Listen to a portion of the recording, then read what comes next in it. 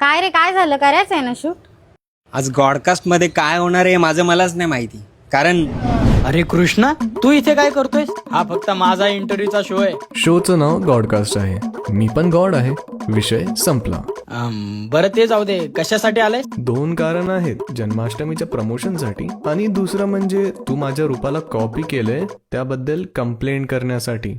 अरे बाबा, मी नाही केलंय रे कॉपी. भक्तांच्या डिमांडमुळे वेगवेगळ्या रूप घ्यावी लागतात मला.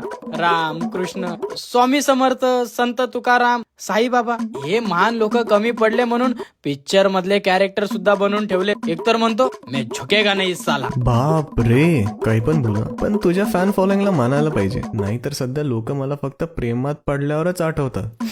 तुझं तरी चांगलंय. मला लोक जॉब गेल्यावर, डिप्रेशन आल्यावर, मार्क कमी पडल्यावर अशा खतरनाक सिच्युएशन मध्ये आठवतात. खूपच जास्त अपेक्षा आहेत बाबा लोकांच्या आपल्याकडून. ते जाऊ दे, मगाचपासून बघतोय बासरी घेऊन बसलायस, पण तुला वाजवता तरी येते का? नाही रे नाही, या बाबतीत तुझा हात कोणीच धरू शकणार नाही. जाऊ दे, आता तू आलाच आहेस तर शिकव मला. मोदक खाणं एवढं सोपं नाही ते.